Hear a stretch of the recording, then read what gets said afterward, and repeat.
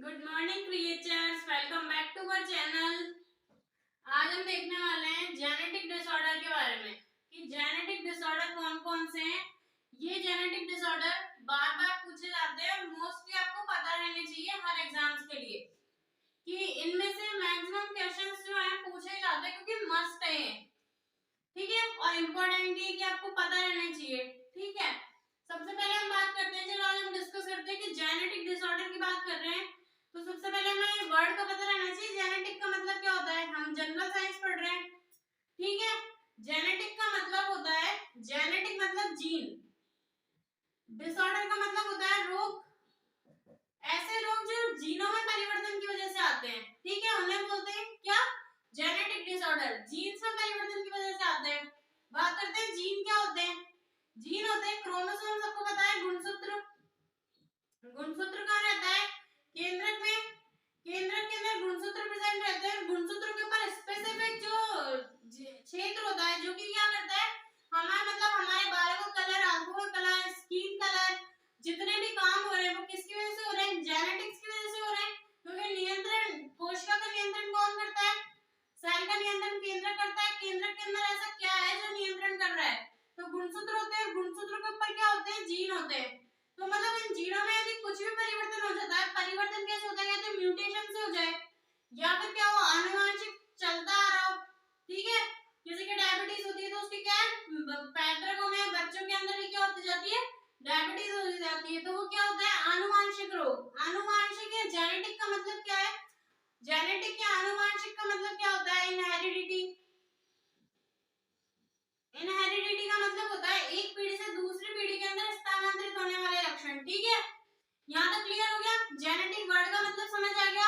अब आप बताओ, जेनेटिक डिसऑर्डर में तो ये पता चल गया जीन क्या है, जेनेटिक्स क्या है, कि जेनेटिक कहाँ से आया। अब हम बात करते हैं कि हमारे अंदर, अभी हम बात कर रहे हैं मानव के अंदर। मानव के अंदर गुणसूत्रों की संख्या कितनी होती है, 46 46 होती है, जिसके अंदर से दो कैसे होते हैं, सेक्स क्रोमोसोम होते हैं, जो कि मेल के अंदर कितने होते हैं, 22 plus X Y, and female के अंदर 22 प्लस एक्स एक्स, ठीक है। क्योंकि आप सबको पता है चाइल्ड का जो सेक्स जो डिटरमाइन करता है वो कौन करता है, मेल करता है या फिर फीमेल करता है, तो मेल करता है ना, क्योंकि मेल के अंदर क्या होता है, एक्स वाई क्रोमोसोम्स होता है, फीमेल के अंदर क्या होता है, एक्स एक्स क्रोमोसोम होता है, ठीक है। तो मुझे बताओ, ये 46 था, तो मतलब 46 का मतलब क्या है, ये 22 प्लस 22, तो 22 प्लस 22 तो क्या हो गए, काई हो गए। और ये दो कैसे हो गए, ये दो कैसे हो गए, ये हो गए हमारे लैंगिक गुणसूत्र। कैसे हो गए, लैंगिक गुणसूत्र। लैंगिक गुणसूत्र का मतलब क्या होता है, जो हमारा सेक्स डिटरमाइन कर रहे हैं वो हो गए हमारे लैंगिक गुणसूत्र। और जो हमारे कायिक मतलब हाथ पैरों का, त्वचा का रंग, कान जुड़ा हुआ है या नहीं है, ईयर लोब अलग होगी या नहीं होगी, कान, बालों का कलर कैसा होगा, या विडो पीक होगी या नहीं होगी, तो ये सब कौन डिसाइड करता है, हमारे कायिक, हमारे कायिक भागों का, हमारे कायिक भागों के जो लक्षण है उनको निर्धारित करने का काम कौन करता है, कायिक गुणसूत्र करते हैं।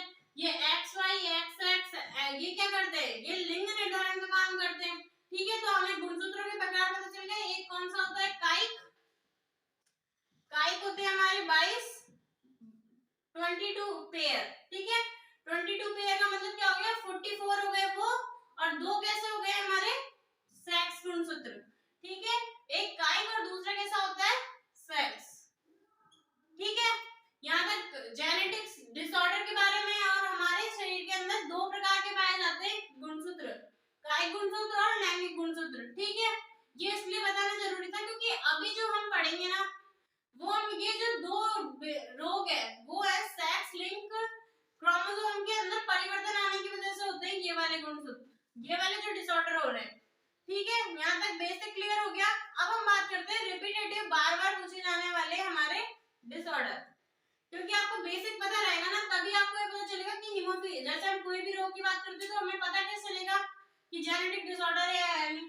तो फिर जेनेटिक डिसऑर्डर के बारे में तो पता चलना चाहिए। कोई आपसे पूछ ले जेनेटिक डिसऑर्डर क्या होता है, भाई ये बता दो पहले मुझे। तो जेनेटिक डिसऑर्डर के अंदर हमने क्या बोला, दो तरह के गुणसूत्र होते हैं। फर्स्ट होता है कायिक गुणसूत्र एंड सेकंड होता है कौन सा, सेक्स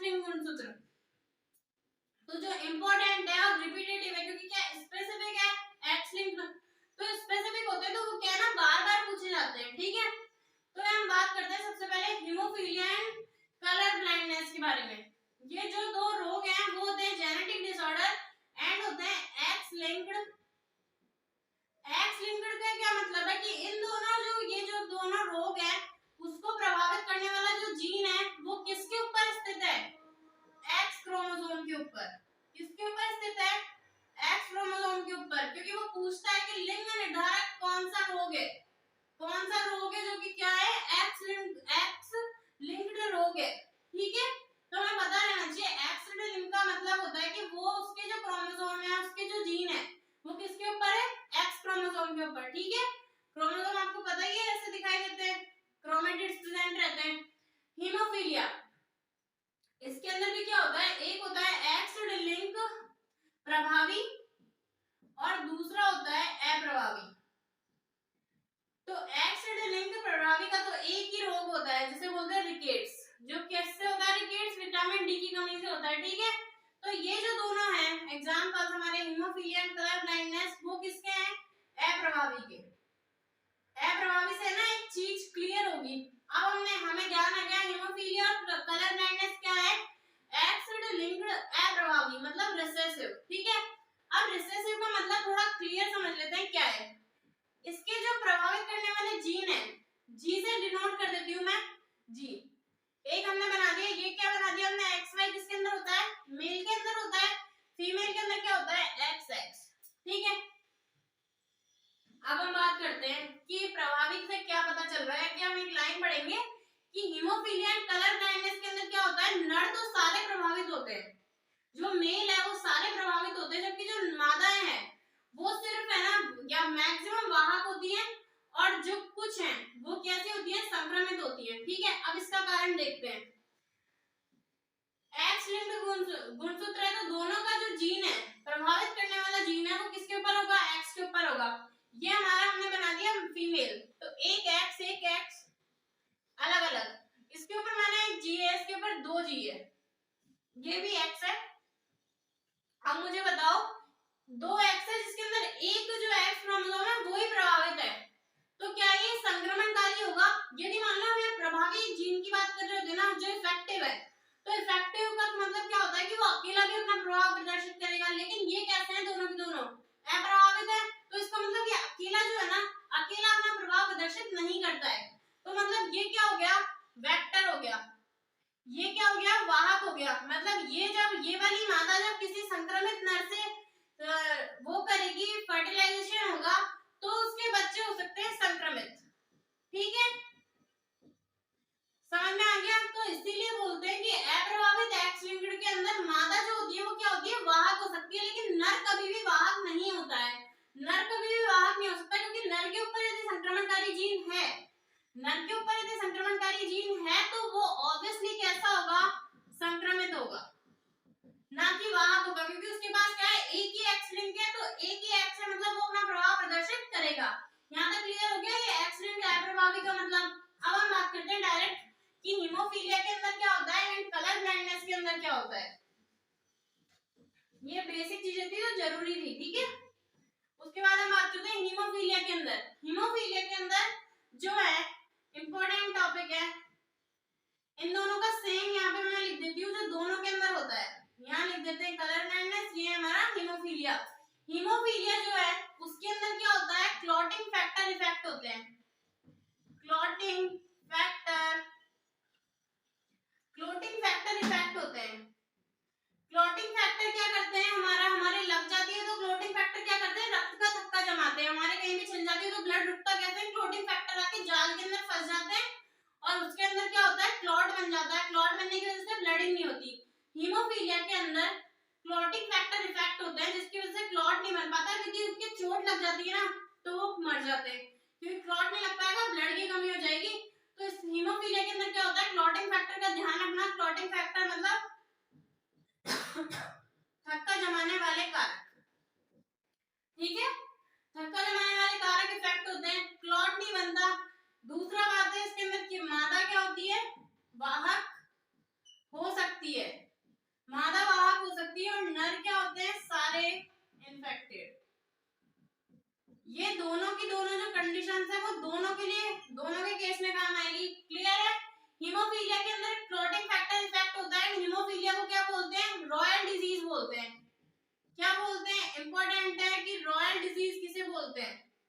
अब बात करते हैं भाई हीमोफीलिया को रॉयल डिजीज क्यों बोलते हैं। क्या बात है, एक्स लिंक्ड होता है। तो ब्रिटिश की रानी थी विक्टोरिया, वो क्या है ना वाहक थी, हीमोफीलिया की वाहक थी। हीमोफीलिया की वाहक होने की वजह से पूरे जो राजघराना था उसके अंदर जो उनके पौत्र हुए पौत्री हुई वो सब कैसे हुए, संक्रमित पैदा हुए, संक्रमित हुए, वाहक हुए, तो मतलब उनके पूरे रॉयल फैमिली के अंदर क्या हुआ था, हीमोफीलिया है। तो इस वजह से इसको, इसी कारण से इसको बोलते हैं रॉयल डिजीज। इसके अंदर इफेक्ट क्या होता है, क्लॉटिंग फैक्टर जो होते हैं ना उनकी स्ट्रक्चर चेंज हो जाती है। हीमोफीलिया के अंदर क्या नहीं बनता, क्लॉट नहीं बनता। क्लियर हो गया। First genetic disorder hemophilia. Hemophilia जैसे हीमोफीलिया हो सकता है hemophilia A, hemophilia B and hemophilia C. Clear है। देन हम बात करते हैं कलर ब्लाइंडनेस की। कलर ब्लाइंडनेस भी एक्स लिंक्ड अप्रभावी है।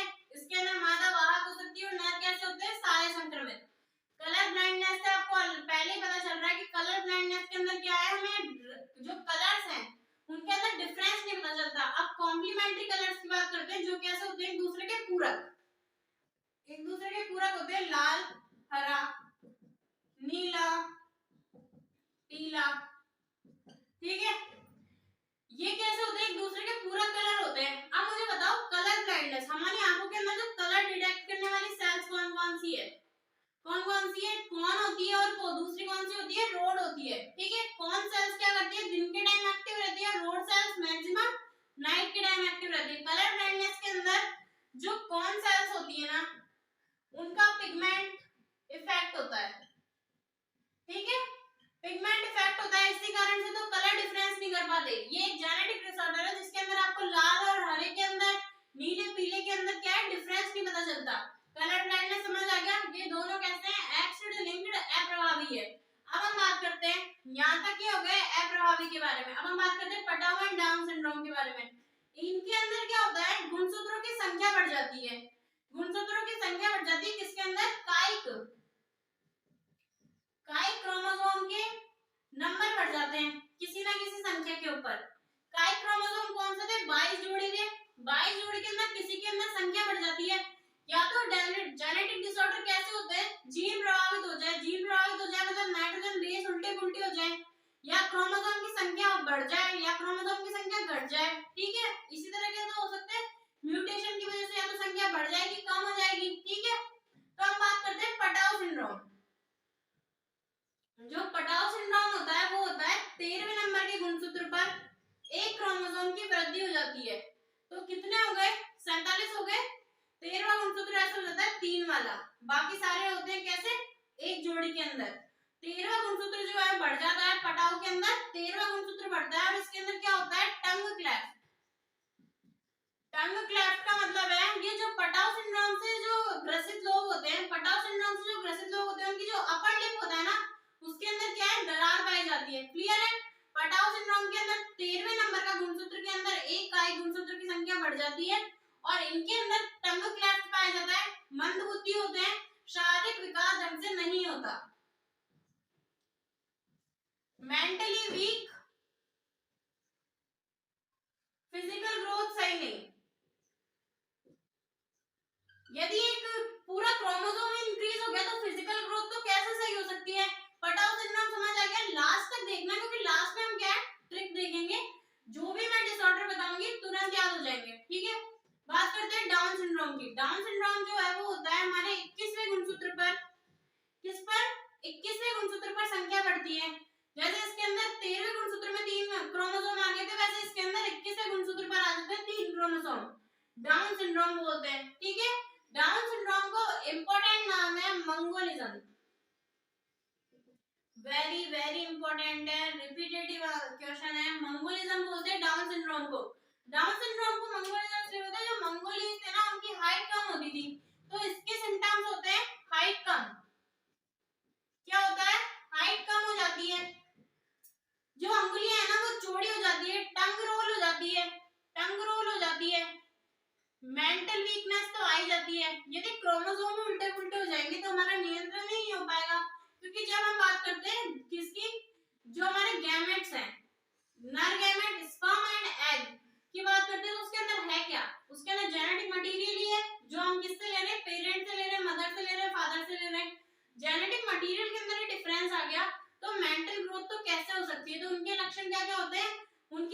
क्या होती है, वो छोटी होती है, चौड़ी होती है, टंग रोल हो जाता है, हाइट कम रह जाती है, मानसिक विकास नहीं हो पाता, लैंगिक जो अंग है वो विकसित नहीं हो पाते।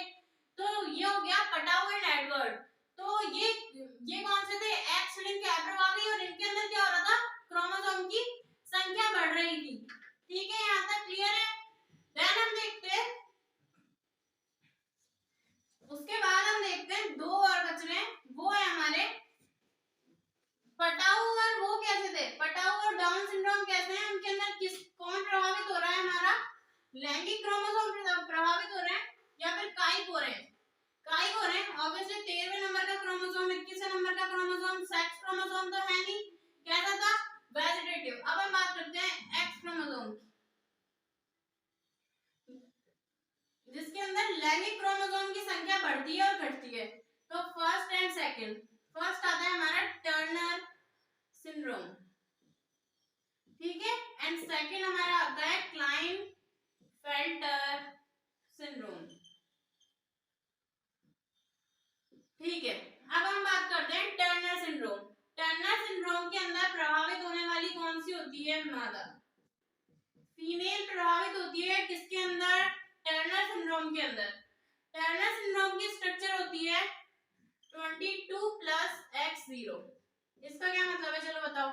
x0 का मतलब है कि जो फीमेल होती है उनके अंदर कितने क्रोमोसोम प्रेजेंट रहते हैं, XX प्रेजेंट रहते हैं, लेकिन जो टर्नर सिंड्रोम से ग्रसित जो मादा होती है उसके अंदर क्या क्रोमोसोम का सिस्टम रहता है, 22 प्लस XX।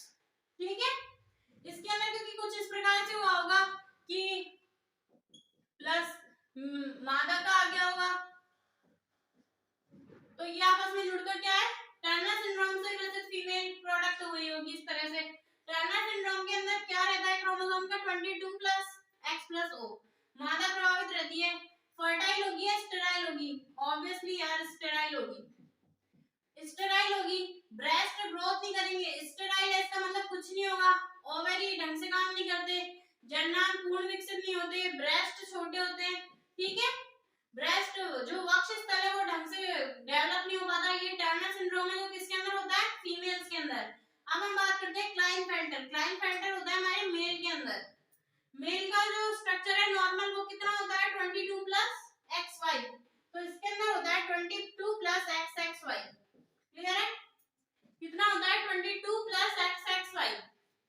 तो मतलब मादा का शायद XX आ गया और मेल जो स्पर्म है उसके अंदर 22 प्लस क्या रह गया, Y, like this। ये सारी चीजें सोच समझ के नहीं होती, गलती से होती हैं, तो ये डिसऑर्डर हो जाते हैं। ठीक है, मेल के अंदर होता है। अब मेल कैसा होगा, स्टेराइल होगा, बंदे होगा। स्टेराइल मतलब क्या होता है, बंद है। बंद का क्या मतलब होता है, जो फर्टिलाइजेशन नहीं कर सकते।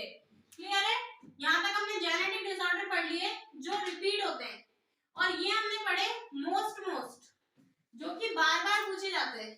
ठीक है, अब हम देख लेते हैं इसकी छोटी सी ट्रिक।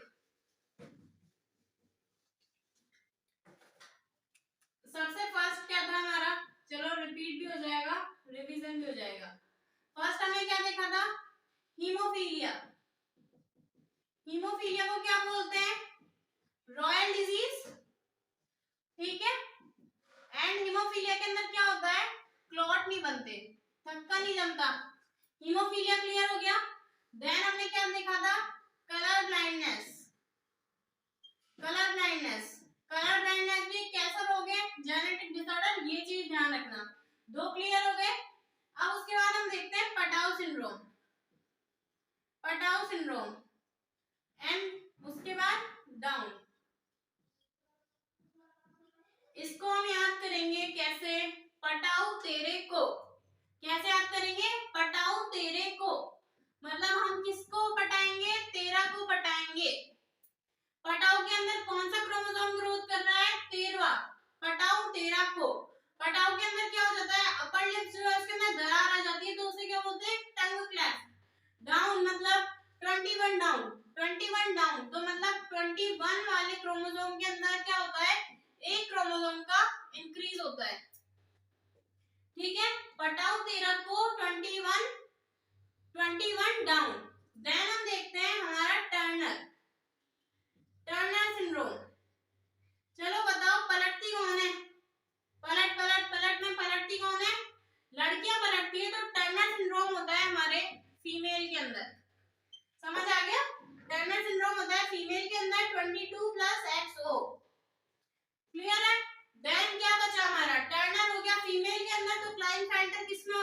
याद करने की दिक्कत थोड़ी रहेगी क्लाइनफेल्टर के अंदर। क्लाइनफेल्टर होगा हमारे मेल के अंदर और स्ट्रक्चर होगी 22 प्लस XXY। यहाँ तक हमारे सारे जेनेटिक डिसऑर्डर कंप्लीट हो गए। Thanks for watching.